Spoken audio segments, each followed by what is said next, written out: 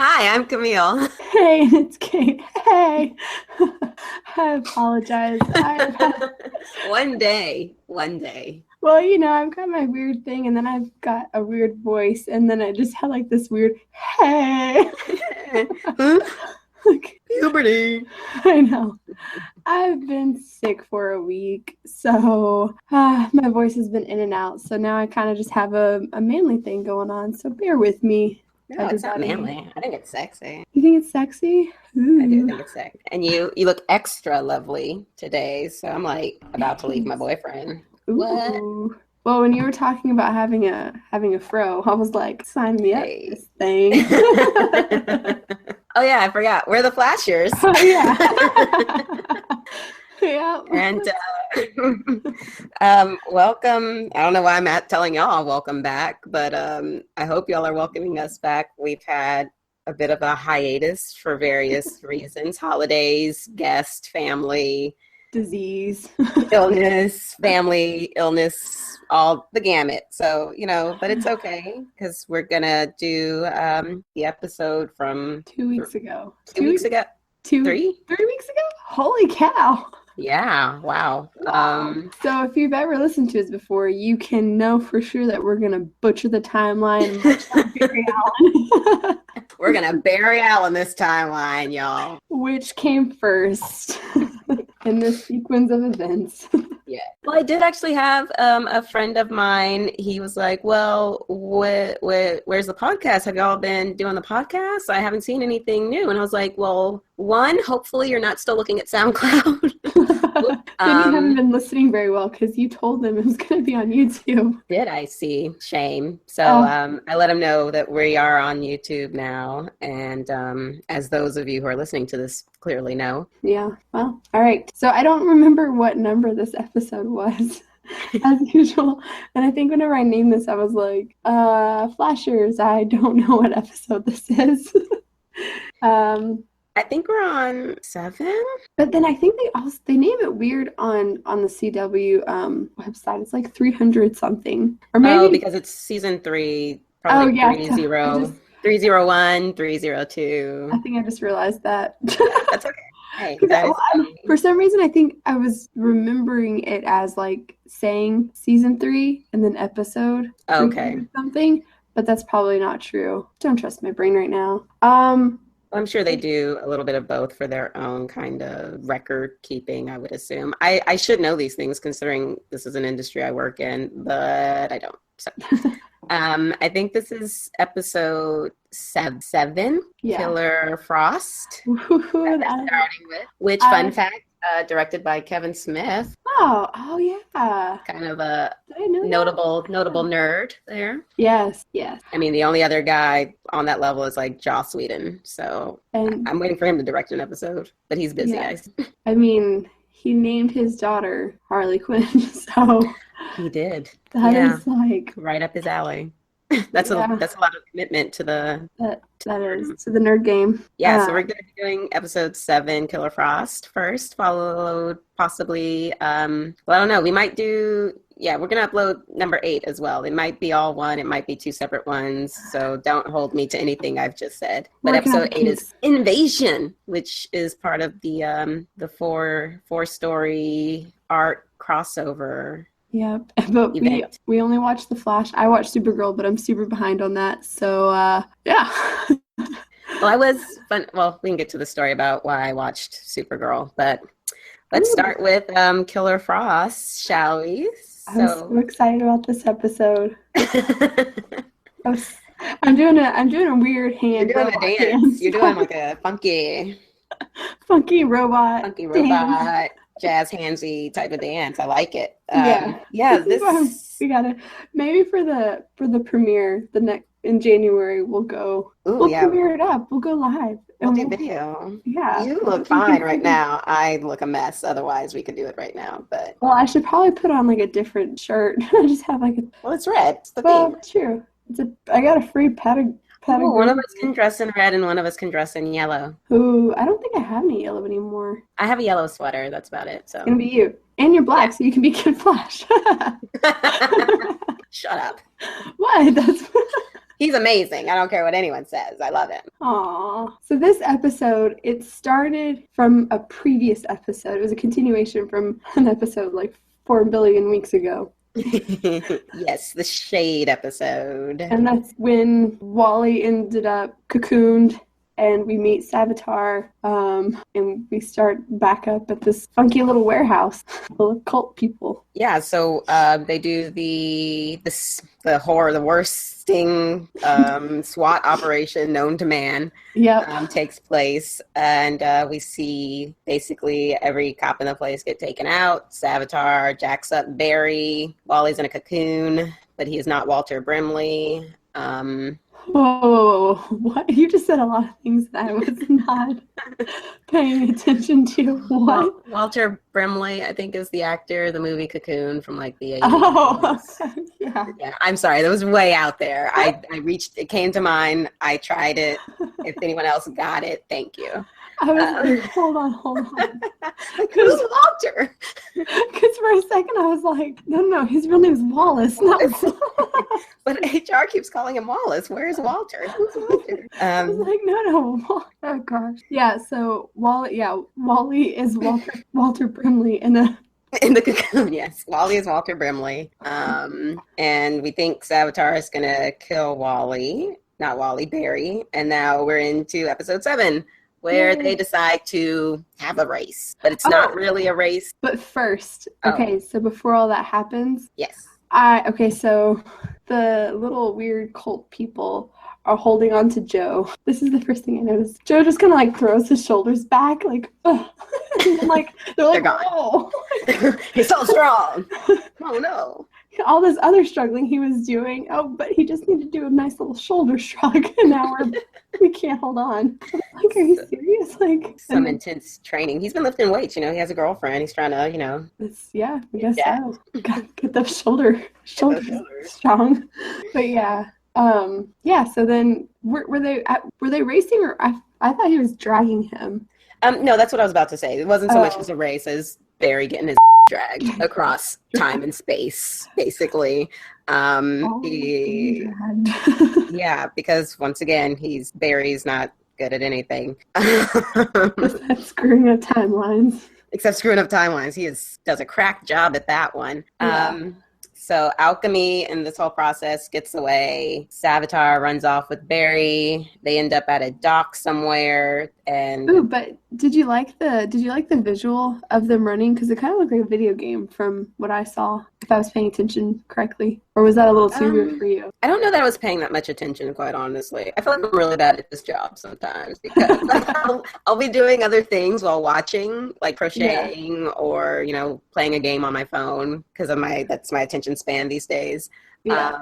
So I don't know that I paid too much attention to the actual graphics. I just remember there being like blue, a lot of blue. Yeah. Bright white coloring. Yeah. Which I guess is good that I didn't notice that because it didn't look bad. So if had it looked bad, I would have been like, ugh, that looks horrible. Yeah. I didn't know if it was I don't know what they were going for there, but it did. It kind of looked like a video game. And I asked Devery because I was like, it looked like I wasn't sure if I was seeing that correctly. I was like, did that look like a video game? And then, Barry just like Savitar randomly stops, punches Barry, and then keeps going. It's all very, Barry's very fragile. He is. I don't like this whole Megatron look they've got going with Savitar. I want to say they may or may not have been playing off of Ultron. Again, I almost forgot his name, and his name's in the freaking title of the movie. Yeah. I feel like they maybe were playing off the Ultron vibe or, Transformer. Or maybe that's how he looks in the comic books. I don't know. I didn't look that up. He doesn't, though. Okay. And to me, I'm like, you're like this giant robot creature. Like, how are you running that fast? Maybe he's made of science. Maybe he's made of Quicksilver. Ooh. Get it? Yes. Get it? No. I do. Ultron, that's what I don't remember what he looked like. Yeah, he was kind of like robot-y, silver, weird shaped head. He looks so lean though. Yeah, he is very lean. He has like turbine shoulders or something weird. Yeah, that's the guy. He's a little leaner than Savitar though. Savitar looks like like Megatron or the Decepticon or something. Ultron doesn't have those gains. He's No. not protein boosting before workout. Sad. Shame. So we have Savitar. He and Barry end up at a random dock, and Caitlin, Cisco find out. Oh yeah, he looks nothing like that. Yeah, right? Like he looks like a Like a person. Yeah. Caitlin and Cisco show up through a space jump thingy. I don't know what they call it. What do they call it? A vibe? Well, like he vibes through, I don't guess, remember. Yeah, I don't dimensional. remember. Anyway, they show up and we find out that Savitar is invisible to anyone else But a speedster. And Caitlin then has to use her powers to help Barry out. So she freezes the area where she believes Savitar to be. They see his shape. Cisco apparently has a mini stroke, which hella scary to, use your powers and your nose start bleeding. And they do it a lot in sci-fi movies and TV shows where people use mind powers. They always end up with a nosebleed, like in Stranger Things and movies like from the beginning of time. Anytime anyone has some sort of telekinesis or mental capacity to do things with their mind, they kind of get these weird nosebleeds. So I used to get nosebleeds every day as a kid, and it was not because I had cool powers. I just had to use nasal spray. I just had allergies. I was just a nerd with my nose spray because of my nosebleeds. So yeah, I was really excited to see them use their powers, especially Caitlin, because I just think being able to ice people would just be so fun. It would be just kind of a nice mute button to use. Yeah. So I just, this is going to be rough because I don't remember what any of my notes mean. I have a God ? That's not scary at all. I think someone said something about how the God isn't that scary. And I'm like, no, it is. Yeah, but then if you remember, he's not actually a god. He just calls himself that. If you remember from what I found on him. Yes. But they don't know that. Yeah, but yeah, so I'm like, nah, you're just. But he does have a better. For those of you who don't know, who didn't listen on another one, Savitar can take, I guess, the speed force from other speedsters. I mean, they still have it, but Barry obviously slows down a bit. Or a lot, but that's hard to say with Barry because he's not really the fastest man alive. Not like he says. And so he can take that when other speedsters are around. He can also take the speed if objects are being thrown at him. He can take that motion, I guess. Velocity. That is velocity or force? Speed force. Speed force of an object. I don't remember that in science, but whatever. And he can also give the speed force to people, regular people. And in the comics, that's how he kind of develops his cult following, which is what I'm thinking he has with the people in the robes, is that he's given them a little taste of power. And they're like, ooh, I like it. Yeah, my next notes were basically that I guess they have Wallace back in his cocoon, his tree cocoon thing. Back at the lab. And Caitlin's giving information as the best as she can as an MD when somebody puts somebody in a cocoon. But Joe is being a total jerk to Caitlin. And I didn't like that because I was just like, dude, she's doing the best she can. She doesn't know what she's working with, but she's trying to give you information. She's trying to help your son, and you're just being a jerk. Yeah, I think it kind of ties, to me, that whole him feeling defenseless and basically saying, you know what, I'm not a scientist. I know what I do. I trust my gut. I'm a police officer, blah, blah, blah, blah, blah. It really mirrored Iris's whole, I don't contribute anything breakdown. Mm-hmm. And then you have Wally, who's like, well, I have powers, but you won't let me use them, or I didn't have powers, but I want to use them, so I'm kind of useless. And it's like, I don't know, to me, it's kind of irksome, and maybe it's just, I'll say it, a Black person thing, that the entire West family feels useless, or is I mean, not that they are useless by any means, but They have all of these qualms about feeling less than everyone else in the room. And I don't know, it was kind of annoying. Really all of them feel and I get it, if you're next to someone with a super, if I was standing next to Heidi Klum, I would probably feel yeah, I'm a little I'm inadequate. I'm a little useless. I might be cute some days, but you're freaking Heidi Klum. Yeah. So I get that feeling completely, but at the same time, it's just like, oh, we're beating a dead horse right now. Let's move on. Give Wally his freaking powers and blah blah blah. Do they worry about Wally having his powers because of the way he got them back? Is that what they're worried about? That he's going to go crazy like Magenta and all that? Is that their concern? Because I understand that. I feel like that's part of it for sure, as well as the danger aspect of them really not just wanting their close family member to get hurt in any kind of way. But Barry's fine because Barry's fine. Yeah, he's adopted. Horrible. Adopted children are family. They are. Agreed. So yeah, then Joe kind of storms off and But sorry, real quick. I wrote down that I kind of liked that the patriarch of the show in a sense had doubt. And I totally understand what you mean. But yeah, I kind of liked that in a sense because, I mean, these are characters from the comic book, Killer Frost and Vibe and the Flash. And so that even the oldest guy with probably the most life experience doubts himself because he is with these metahumans and they are kind of, they are really smart too. They're metahumans and they're scientific geniuses. And so, yeah, I kind of like that in a sense, but I don't know. Yeah, no, I really get what you're saying. Why? I guess they're addressing it, I like that they're like, okay, it's a humanizing element. Yeah, for sure. Yeah. But, and then I guess, you were saying that Joe storms off. Yeah. It's like, I got to do this. I'm going to follow my gut. Is that what he does? Yeah, basically. He's like, I know cop stuff. I'm going to go do cop stuff. Cop out. That's right. All right. You go do that. Yeah, and then Caitlin goes and does stuff, and then she... Well, he's interrogating one of the cult followers, and the cult follower does that totally creepy, stereotypical cult thing that cult followers do, where they like repeat back weird cult dogma and phrases, and Savitar is the god of all. Savitar will release us from blah, blah, blah, blah, blah. His followers will be rewarded. I'm like, that is so creepy. Always creepy. It's never good when cultists talk like that at all. And then we see, Joe's trying to get his information, and Caitlin shows up at the door of the interrogation room, which my instant thought was, how did a civilian get that far into the police department without being stopped? Because I don't think that anyone there other than Joe really knows who she is, right?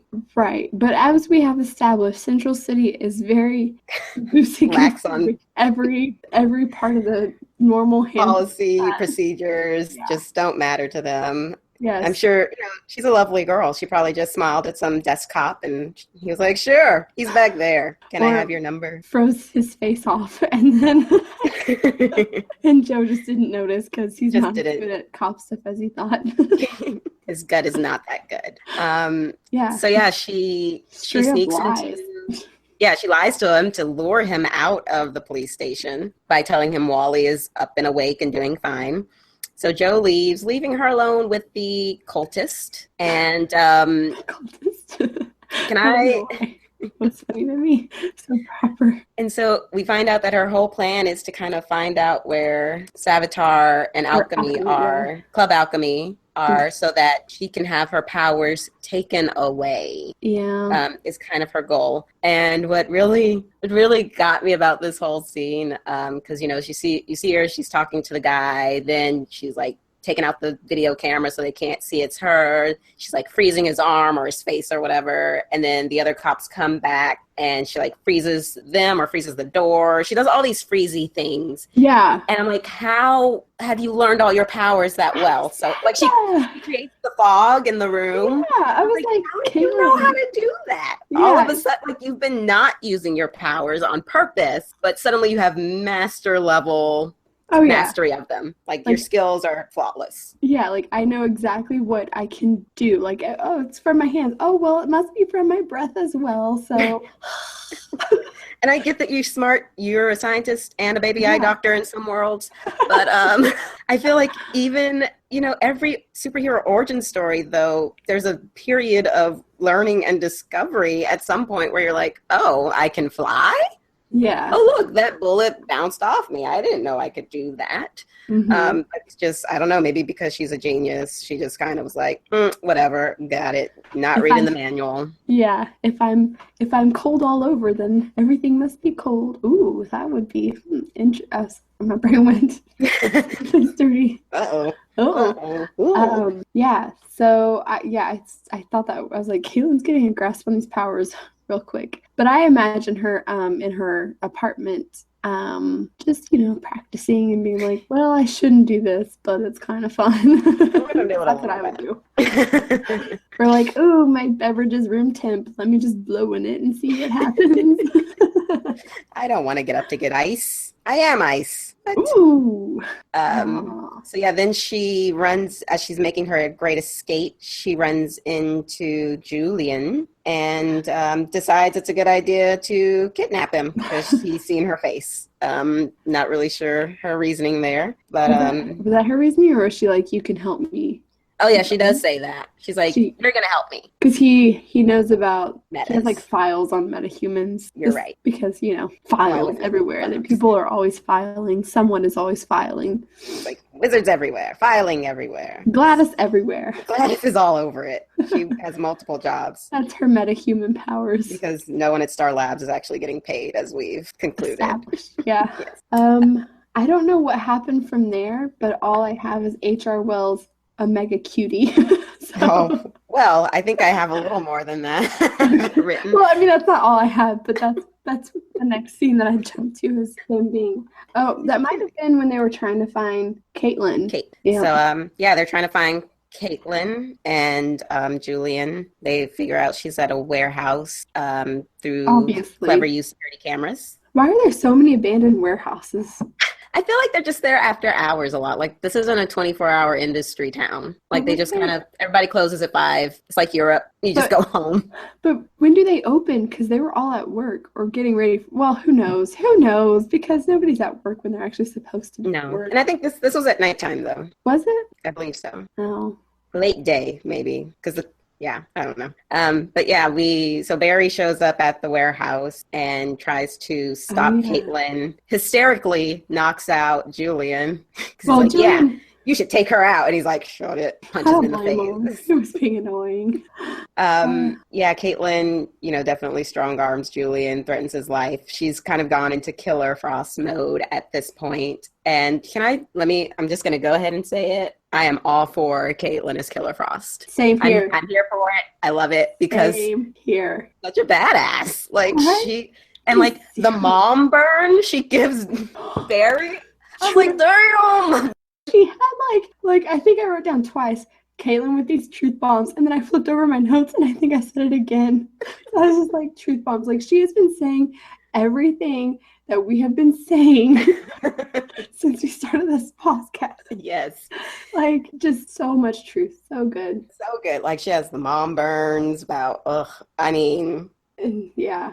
And Barry really should have just told everyone the truth from the start. Because, I feel like so much of this could have been avoided had he just been like, you know what? I effed up. I'm going to tell you how so we can move on. Well, and it's that annoying thing that they did where they were like, let's just have the after school special and we don't want to know. And now it's like coming to bite them all in the butt. And yeah, that should have never been an option. Like, just tell them. I don't even know why you wouldn't want to know. Like, I'm too curious of a person. I want to know every detail. Like, you tell me everything right now. I want to know all the other people's stories too, not just mine. I would. We got to have it for our files. Get Gladys in here with her typewriter. She needs to take notes. Get that stenographer in here. Yes. But yeah, I do have a note about HR. I think he is definitely our only sense of comic relief at this point. So good. Yeah. But back in the warehouse, so they're while Barry is talking to Caitlin, the police do catch up with them, and Barry saves Caitlin's life, and then Caitlin turns around and straight up stabs him in the calf with an icicle. I mean, she cannot be any more fantastic at this point. But she is, because she stabs him in the leg, and it's like, yeah, where I stab you, it's going to take you longer to heal, so you can't come and follow me. So, F you, I'm out. It was amazing. Like, nothing better than a villain with a brain. Yes. like amazing. I know we probably shouldn't worship Killer Frost, but I feel like So it's good.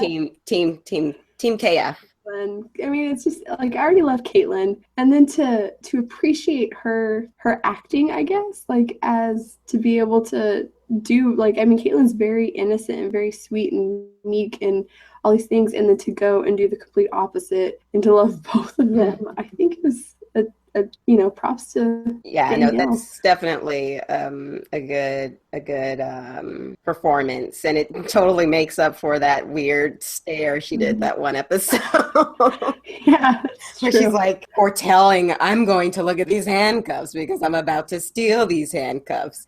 Glaze, gaze, gaze, gaze, gaze. I did say glaze the first time because I love donut. Ooh, that sounds good. By the way, there's a donut, like I don't want to say gourmet, what's the word? Like fancier donut place where they do like, I don't know, like blueberry bourbon, like, like fun flavors. Oh, yeah. And they're like, hey, we're thinking about doing delivery service for donuts. And I'm like, What? okay. Well, if you have, and I'm not trying to plug the business whatsoever, but if you have Uber Eat in your town, like if your town does Uber, they now have a food delivery Uber option. So you could have delivery donuts right now. That's true. Oh, Well, if a donut shop was open right now, they're usually closed by like 2. yeah, we really can't find too many donut places around here, which is weird. But for dinner, I did eat Sour Patch Kids and peanut M&Ms, so I think I'm good on the sweet. I think, yeah, that's totally balanced. There was peanut butter, that's protein, right? Yeah. Yeah, you're good. Sour Patch Kids taste like fruit. Done. It is fruit.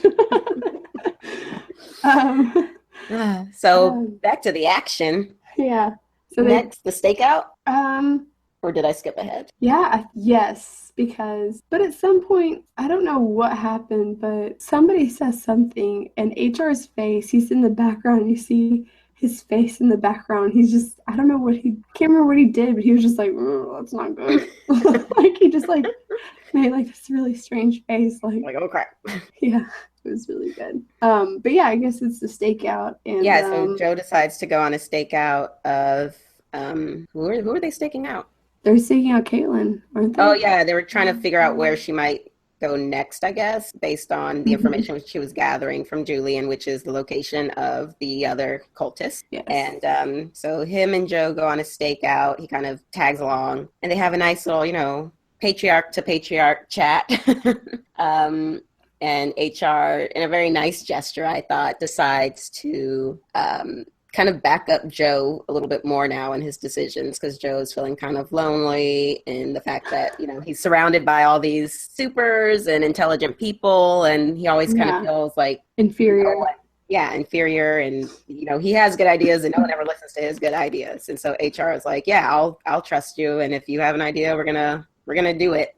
And I'll be the one in your corner. It's a little romance forming. I relate to having, I feel like, good ideas and nobody wants to do them. I feel like that happens a lot. I love your good ideas. This was one of your good ideas. Oh, yeah, this is one of my ideas. Yeah, good job. Yeah, that makes me think of working where, I don't ever want to say where we worked because I don't want it to seem like it was a bad place. No, not at all. As far as nonprofits go, because it wasn't.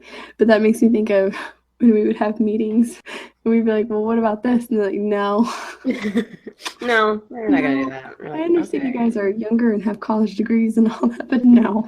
No. You don't know what the kids want these days. Yeah.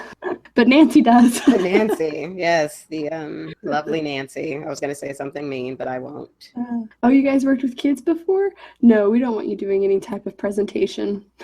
Oh, you both have done theater? Yeah.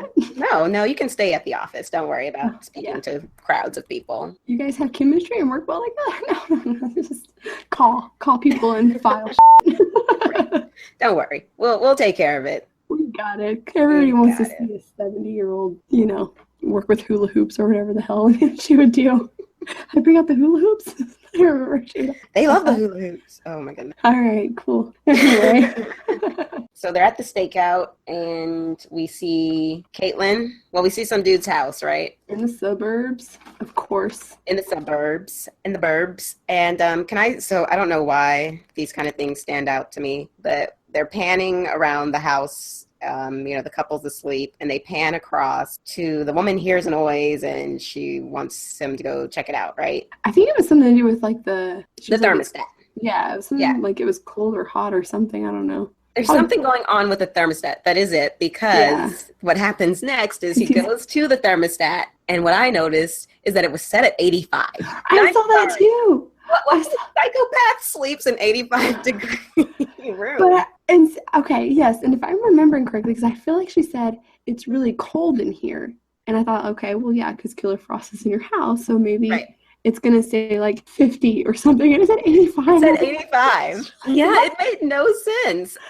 Did they keep it on 90 and the 5-degree difference to 85? So cold. It feels like Texas in December. Hey, it's in the 30s today, okay? I've heard it's cold there. It is balls cold. I don't think balls get cold. That would be the thermostat. That would be the thermostat. 85. Yeah, I was like, what? Why is your thermostat at 85? I don't. Okay, yeah. But anyway, Caitlin's straight up being a stalker. She's in their house. She jacks up the dude to try to get information on Savitar. He does some more cult-like talk. Well, okay, can I just say? Mm-hmm. So she makes her little pointy icicle finger. Oh, yeah. And she's got it in his face, and she's like, yeah, I'm going to kill your family and all that. Like, I'm not really for that, but with Killer Frost, like, that's kind of like where I draw the line. Right. Like, we don't want you murdering. We just want you to be a badass. Yeah, like, don't murder children. Like, can we leave them out of that? Like, you may or may not grow to be weird cultists. I was just like, man, this guy, like, folded really quick. Like, for following a bad guy and, like, being a bad person, you sure like gave up really quickly. You're like, well, actually, I'll tell you everything. Yeah. Like, And here's why I always say, if you're gonna be a villain of any kind, 1, work alone, or 2, kill everyone once the job is done, because someone is gonna rat you out. Someone is gonna be the weak link and screw up your game. So just so you know, if I ever ask you to go in on an enterprise of a crime nature with me, I'm probably planning to kill you out. I'll just know right now that I will not be doing that. Yeah, just say no. Just say no up front. I won't feel bad. I permanently decline. Just know that. I you know what? I accept that decision. Thanks. And I forgive you. It's fine. I understand. Just pick somebody you don't like. Oh, yeah, clearly. Then 2 birds, 1 stone. Yeah. But to what you were saying, I'm still kind of hung up on why being a meta makes you into a murdering psychopath, like, instantly. Because Cisco uses his power, and he's not a crazy person in this universe, in this world they're in. In other ones, yes, so you can make the argument, well, yeah, but Cisco's different, blah, blah, blah, blah, blah. But why is he different here when everyone else who gets powers gets driven to madness? And I did actually try to Google the answer. I was like, why are all metas evil? Like, is there something I'm missing? Yeah. And someone had posted, it was on some sort of like weird message board, and someone had posted a quote from someone, I clearly didn't write it down, that being evil is far easier than being good, was the gist. True for anybody, right? Right. I mean, yeah, duh. So why would you be good all this time and then suddenly you have powers and now you're like, well, I have these powers, which are awesome. I'm just going to give up my life of goodness and turn to a life of crime and murder. Is it kind of like a whole Jawbreaker thing? Like where the girl became popular, like the movie Jawbreaker with Rose McGowan, and she became popular, and then she became or Heather's. But I feel like in those instances, there was like clear peer pressure to be mean and horrible. In all of those like mean teen girl movies, there's always that group, and you want to join in the clique, so you have to start being mean to your old nerdy friend or whatever to fit in and not be found out as a fraud or whatever. But there's really not a peer pressure when it comes to being a meta, like especially when you hang out with Barry. Like, why would your first option be then he's peer pressured me into being evil? I don't. Or he's just pissed me off so much that I'm evil. True, that could be the other reason. Which I think, yeah, I think of with Killer Frost is that she's like literally becoming cold. Like Mr. Freeze. He was a doctor, much like Caitlin Snow. He was a doctor, And, obviously most doctors help people. I don't remember much about his backstory. So maybe this is not really helping my point, No, I get it. Like their soul and their heart literally becomes frozen, and therefore, was that Elsa's problem too? No, Elsa was just weak. Oh, I don't know. I never actually saw that movie. But from what I've gathered, she had powers. She almost killed her sister, so she decided to become a recluse. Oh, yeah, and her parents were like, oh, she's bad. Yeah, we got to get rid of her powers. And then when they were trying to get rid of her powers, they ended up dying, I guess, on their mission. Or maybe No. Or maybe that was an Episode Upon a Time, but I don't think that's what happened. I think that was the Once Upon a Time reason why her parents died. But I think it's all canon at this point. It's all the same story. It's Disney. But yeah, her parents were like, she's bad, and she felt bad, and they were like, you can never show your powers. So she became a recluse, and then when she did accidentally show her powers, she was like, bye sis, peace out, handle it on your own. Yeah. Which, again, selfish. And you know what? I don't care. I'm biased. Lilo and Nani are the best sister pairing in Disney history, and I will take that. I will fight you on that. And it's way better than the sister love bond in Frozen. Because guess what? Nani had to become a parent at like 17. Yeah. And she did that.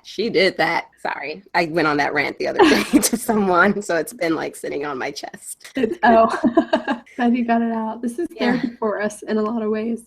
Yeah, no, I always hate when people are like, oh, Elsa and Anna. I'm like, Nino and Lilo and Nani, darn it. Yeah, whenever, and again, I think this is probably going to get cut out, but, and probably should, because it's way off base. But yeah, whenever I watched Frozen for the first time, I always heard about the sister and like, oh, like it's like a different kind of love than princess, yeah. Yeah, and I was like, barely, like, I mean, there's still a dude involved. Yeah, like that was most of it, and then like finally at the end, it was like, oh, let me save you. Right. The power of love, sister love. Like, no. Yeah. Nani fought aliens. Beat that. Yeah. A big one too. So suckers. Whatever. Anyway. But yeah, what we're talking about. Yeah. Why metas are bad. Why metas are bad. Yeah, it just doesn't make any sense to me. I get what you're saying totally, and I feel like that's just for Caitlin though. I think everybody else, I don't have any other reason. Well, other than like power hungry. Right. Because like I've said to you before that if I had the power to do anything, I would mess with people, and I would probably be a bad meta. But yours wouldn't be, I don't think, at all malicious. Yours would just be like kind of mischievous, like, I just want to poke you and run away because I'm invisible and you won't know what's happening, and then laugh at you from afar. I fear what I would do if someone genuinely pissed me off. Like if that mama bear instinct came out, because I've asked Everett for a baseball bat to keep in my car for my road rage, and he's like, no. No. But I'm like, yes. I have to protect my child, and when someone's writing me and I got a baby on board sticker and it's very large and there's Wonder Woman there, you better believe I'm gonna go Amazon on you. Like, I've given you a warning. Like, I think I would probably end up killing someone. Yeah, maybe you don't need a bat, because I feel like that would backfire at some point, because you live in Tennessee. All right. But yeah, so I guess I have empathy for some metas. But yeah, I would like to see one good one out there other than Barry and Cisco. Right, yeah. So yeah, where were we? Yeah, so Caitlin's in the house, and she gets her information. In the house? Sorry. In the house? Caitlin in the house? Killer Frost? What? With her Club Alchemy? Which, I want to take a minute to thank our producer, Devry, Kate's husband, for that awesome intro remix title music that he did on our last episode. If you didn't hear it, go back and listen to it. It's so awesome. I loved it. So thank you, Devery. It was amazing. It will probably be built upon as he explores his producing skills. Nice. I feel like we have given him a lot of material to work with as far as our crazy sayings. Yeah. For sure. So Caitlin goes outside, ready to go kick some butt, find her some Club Alchemy, and Cisco shows up to basically kind of live out the fight they had in his vision to some degree. Mm-hmm. And he doesn't do very well. Then Barry shows up and basically knocks her out. Long story short. Oh no! But she does. She does kiss again with the power mastery almost instantly.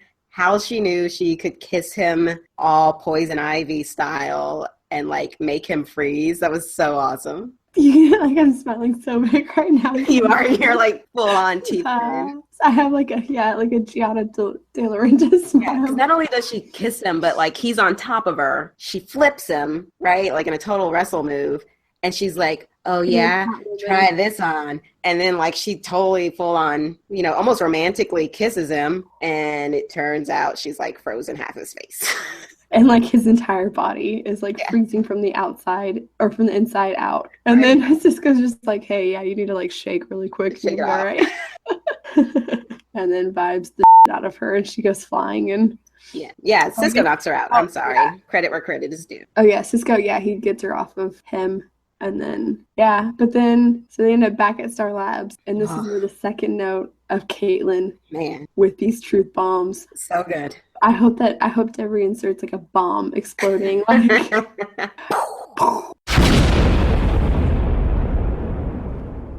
truth bombs, my favorite, and I hope that you appreciated this as much as I did. It might be on different levels, but I quoted, "You got Iris." like what do you like? He got what he wanted in every scenario. He gets what he wants, basically. Yeah, like he got Iris. Like, what do you care? Like, what you do? Like, you got what you wanted, and because that's basically like what you were saying was his motive for everything was her, and she called him out. In front of everybody. Oh my gosh. It was magnificent. She calls him out on killing Dante. Isn't that when she does that too? Yeah. Yeah, that's I wrote poor Cisco after that. So I think that's what happens. Like she's like, you didn't save my boyfriend. You're basically responsible for Dante's death. You also got what you wanted. And I was just like, damn, Caitlin, I love it. I love it. Insults everywhere. Just like you said, truth, not even insults, truth bombs. They're just like, it's the harsh truth that no one has wanted to say to Barry's face. Yeah. And it felt so good. It did. It was so satisfying. And whenever I saw, and I think I'm making something up in my head, whenever they flashed to "You got Iris," like they flashed and showed Irish. And again, tell me if I am just being, I don't know, but when I see Iris's face sometimes, the actress that plays Iris, I don't always see like any reaction, I guess. Okay. And I don't know if it's just how people are just choosing to edit or what, but I don't always see a reactionary, or it's like very subtle. Sure. Well, because thinking myself, like, I know what you're saying. Like, she doesn't seem to really facially react to anything that's going on. But then I've also seen her where she kind of like will make a grimace or make like a weird, but she doesn't pull faces a lot like the other actors in the show do, I think is kind of the contrast. Yeah. So not to say, pulling faces is a bad thing. I think with this style of show, it's needed, or what your character, depending on your character. But again, it kind of goes to like the West family being very kind of serious, and they're just this whole kind of different element in comparison to everyone else. Because sometimes I'm like, because sometimes I'm like, okay, like in my head, I think that with the conversation that's been going on between Iris and Barry, like I'm just expecting conflict to happen with these things that keep being said, and like, oh, I couldn't do this without you. Like, you're basically like your value here is to be my moral support or emotional. Yeah, like. Yeah. And then like, oh, like you got what you want was just Iris, and so like I wouldn't be comfortable with that as a person. That was all I was perceived as. I would have to go and do a lot of soul searching. Which is why I was like looking to her face to be like, are you okay with this? Or are you not? Like, how do you feel? But your face isn't showing a whole lot, so I don't know. But yes. That whole scene though was just like, just talking about it, I want to go back and watch it right now because it was it was so amazing. And I think I'm sorry, I forget Danielle did such an awesome job. Oh, I don't know. I think it's that whole going from kind of neat, quiet science girl to all out badassery that I just relate to on so many levels of my own, that I'm just like, yes, speak your truth, get it, do it, love it. So yeah, I was a little too much into it. I was very into it. I was just like anticipating. I know that so many people were like, yes, like this crossover, blah, blah, blah. I was like, oh crap. Like I want Caitlin Snow all day, every day. She's all I want to see. I just want to see insults coming out of Caitlin's mouth like for an hour. Unfortunately, it did also impact Cisco. Yeah. Because she did kind of call him some names too. But I feel like she was much nicer to him on some level though. I don't remember what she said. I probably just don't remember either. Yeah, it was all about getting Barry. I think she basically is summed up to being, he's just, an errand boy or weak, and he just goes along with everything, and he needs to whatever. I don't know. It wasn't as vital to, because again, I feel like if it was as damaging, she said something, but I feel like if it was as damaging as what she had said to Barry, that I would have been like, oh, but Cisco's your bestie. Yeah. But she definitely did get some jabs in at him as well. So they basically just decide, she tells them to either release her or she'll kill them all, or release her, then I'll go away, and just, a bunch of insults, and then they decide to just keep her locked in the room and go deal with other things. Yeah, and then at that time, when they're talking, Caitlin, right? Is that when it happened? Yes. That Joe decided, you know what? I'm going to cut him out. I'm going to cut out my son from that cocoon. And you just like... # free Walter Brimley. Yeah, and then Wally starts, like, looking like he's, like, stuck in a television from, like, the 90s that, like, has the lines, and you gotta, like, hit the side. Tracking. Yeah. Hit the tracking button on your VHS. Yeah. So Joe decides to cut out Wally, and HR was like, that's not a great idea, but then he also told Joe that he would back him up from now on. So they start to cut him out. The gang comes in, and Barry's like, don't do it. This is a bad idea. And the cocoon explodes, and everyone flies everywhere. And like you said, we see Wally standing there doing like an intense, like when Barry makes his face all blurry, he's just doing that all over. And then he runs away real quick. Bye. And then Joe's just like, what did I do? Whoa. This was my worst idea ever. I hate my guts. But you know what? I was like, no wonder Barry is so impetuous with his decisions, because he was basically raised by Joe, and that was such an impetuous, like, he maybe in some, he wanted to do that originally, he thought about it, but it was just such a knee jerk. Like it just, like, oh, I'm just gonna do it while they're gone. Right. Let's do it, because my gut tells me. Sick of waiting. We need help. I need my son. Yeah, Caitlin, who's a doctor, who's reading all of his vitals and is saying that's not a good idea. You know what? I went to police academy, so I'm going to do it. But he does say, Caitlin, because I think HR brings up, maybe we should listen to what Caitlin. He's like, Caitlin the psychopath in the cell downstairs. Like she's been a psychopath like a day. Yeah, like, come on. I think you can trust her judgment from like the last 3 years. Sexist Joe. Then we go into, they have to find Wally, and they do that. And I don't know, I think I kind of glazed over a lot of what happened, because what I have next is his discussion with Julian in the hospital. Yes, you did glaze over a lot. Okay. Some things just aren't as important to me, clearly. Which is probably bad for a recap show. Well, and I don't remember exactly how this all went, but basically, I don't remember if they just, I don't remember the time, but basically, Barry goes and is like, yeah, Caitlin, we need your help. Oh, okay. She's like, oh, you need Caitlin's? No, the MD. And then just like starts saying a bunch of stuff again, being all Killer Frost. And then Barry's just like, like zen-like, and he's just like, come on, like, yeah, like, let's just kill me. And I can't decide if I like that scene or if I hated that scene. Yeah, this was after him and Iris. Like, Iris gave him a pep talk about how things weren't really his fault. And I was like, but they are. I know. Iris's job is to tell you what you want to hear, even if it's not true. Basically. Her job is to lie to you. Let's have her tell them off moment, because that would be great, too. Maybe you'll like her a little bit. I probably would. But we have Iris goes to Barry after Caitlin's whole beatdown and tells him basically, it is what it is. You're okay. Oh, and we need Caitlin. You don't know if Dante wouldn't have died.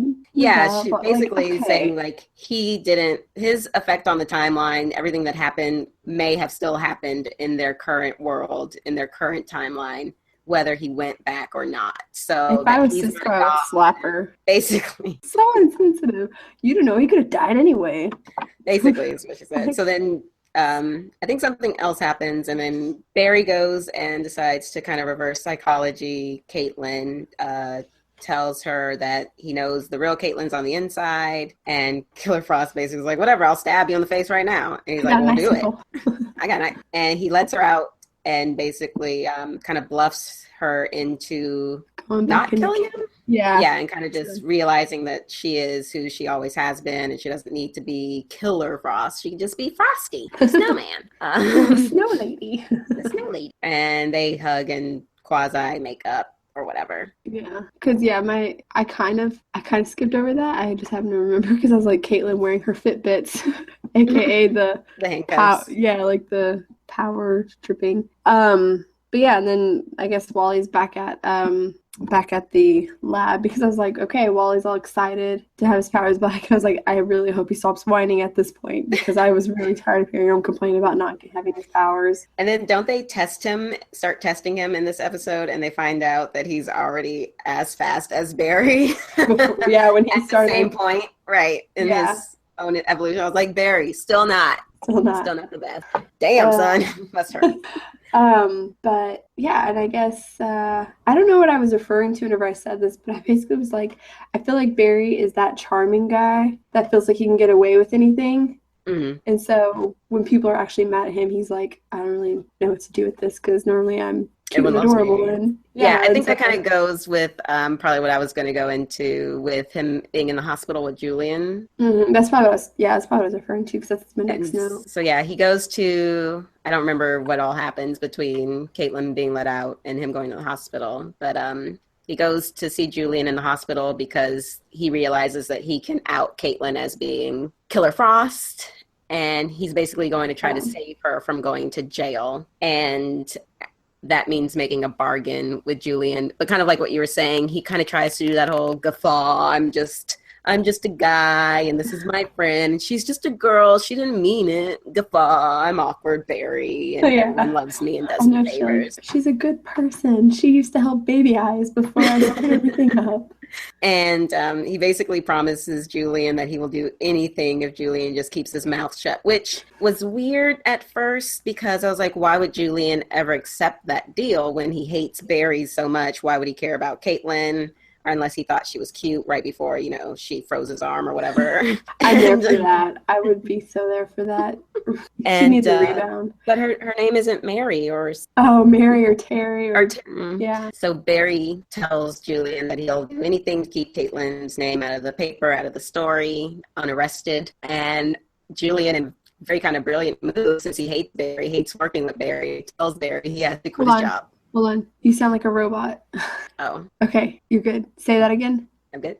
Okay, so Julian in a good move. All his brilliance. You don't have to talk Julian, in all of his brilliance, decides that since Barry's going to do anything for him, that he is going to make Barry quit his job because he hates Barry, he hates working with Barry. And he goes on this long rant about how Barry has no morals, no sense of right and wrong. And I'm like, well, he just is like sacrificing himself for his friend right now. So for you to say he has no sense of right and wrong or morals is a little not right. Like, how does someone who has no sense of right and wrong, have no morals, basically come and try to keep his friend out of jail? But he had a point of, I don't remember exactly what he said, but basically like you're choosing one person over the greater good. True. And he's like, I'm not okay with that. Like there's a bigger picture. And you're only seeing like this little smidgen. I don't remember exactly what he said, but I remember he had a point that made it less douchey, I guess, for lack of a better word. Because yeah, like obviously that is nice that he's willing to quit his job for Caitlin, but I see Julian's point in a sense. He just doesn't. He can't make sound decisions if he's only thinking about his friends. Right. Which we know is absolutely true. Yeah. Exactly. So yeah. So he wasn't wrong in that. But Julian's also really annoying when he's like, the rules. But I also get really terrified whenever I'm working and I don't follow the rules because I'm like, I'm gonna get fired. Someone's gonna find out. I'm gonna get fired. Yeah, like I get really scared. And I guess because I've never had enough job security to feel like I can ever bend the rules or have that authority to be like, no, it's fine. No, it's good. And I have So. too often had the job security where I'm like, what are they going to do? Fire me? Not. These suckers need me. I'm not going nowhere. I wish that was the case for me. Yeah, I say that, but then I would still do my work. So I was just going to do it in my own time. I'd be like, she can wait another hour. Okay, 30 minutes, but it's going to be 30 minutes. I'm going to go take my break. One day I'm going to have that job security. You are. Where I can. It's a good feeling. Where I can be like, it's fine. It'll be fine. Just do it. Just do it. No one's going to stop you. Yeah. But then we see Barry. He agrees to the deal. And I think the next thing we see him is packing up the stuff at his lab. Mm-hmm. And apparently he's told no one what has happened. Like he went straight to work and started packing because Joe and Iris walk in. And they're like, what are you doing, Bear? And he's like, I agreed to quit for Caitlin. At which point I was like, how is anyone in this ragtag group going to make any money? What? That is like the third person unemployed. Yep. Sorry, Iris. I can't expect a ring anytime soon. But Iris is like, Barry is not, or was like, Barry, this is your life. And I was like, so now I realize why I can never tell, like, why she has no reactionary face. It's because she doesn't know what's going on. Like, he's never at work. Like, how is this his life? He's literally the Flash. That has become his life. That is his life now. And he makes every decision around you. So you and being the Flash is his life, not this forensic crap. Yeah, he hasn't done any like actual forensic work in a long time. I'm fairly certain everything that he's packing up right now is dusty. It's just pictures of you. He's cut out your articles from the newspaper. Yeah, like I was just like, are you serious right now? Like, he's literally always at Star Labs, like with you. With you. You don't even do your job. You're both going to be poor. You have, I'm sure, a lot of loans, Iris, with your doctorate in journalism. Yeah, and then we get to the point where I was like, really? Yeah. We saw it coming. Mile away. I want to say that we weren't wrong necessarily. I want to say that we said that we didn't want to believe that Julian was Club Alchemy. Right. Because it was too obvious. We wanted to believe that they would do something a little more clever, and they didn't. No. We saw the signs, but we made our decision of saying that he was not Club Alchemy out of denial. We knew he was. We gave the writers and producers so much leeway to make a strong, creative decision. And on some level, I feel like there's still an ounce of hope that maybe he's not exactly what we think when we think of Club Alchemy. Like he's somehow being manipulated in some weird way. Oh yeah, I totally don't think that he realizes that he's Club Alchemy. But still. Yeah, it was like really. Getting another speedster as the villain and then having him be Club Alchemy, it was just like whenever I saw all this coming, I was like, I literally just like, oh, okay. Yeah.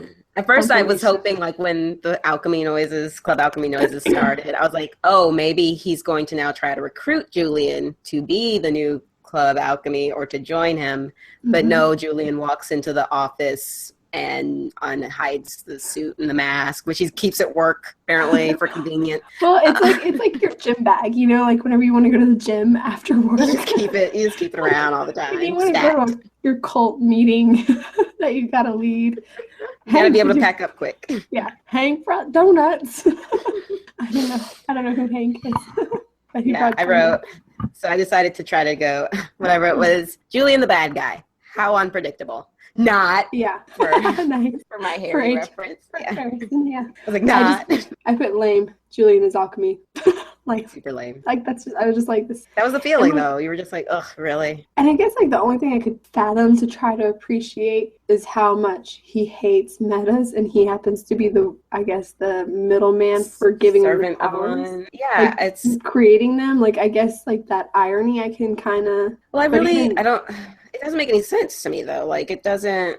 And I think that's part of the problem is they've built this story up in him, and maybe he was, just BSing the whole time, but they've built this story where, one, he hates metas because they waste their powers and they don't do anything good and blah, blah, blah, blah, blah. But then he also is somewhat jealous of them at some point because he feels like they don't do any good and he would do so much better if he had powers. And I don't know, maybe Club Alchemy has promised him powers if he helps him and he can do good with his powers if he wants to. Or again, I feel like there has to be some sort of weird sub-manipulation thing going on because to give, I don't know. It's all weird to me. Which, yeah, and I think, isn't it Savitar that's the one that would like write alchemy? Yes, because he's invisible. And so it's like I am curious to see like what exactly he is for him to not, because I really don't think that he realized that he's alchemy, because he was like, no, like I don't want to hear these voices anymore. Like I don't, he was like freaking out, and then he was just like zoned on, and then he was like, oh yeah, my mask. My mask. I'm a Death Eater. I kind of know what that means now.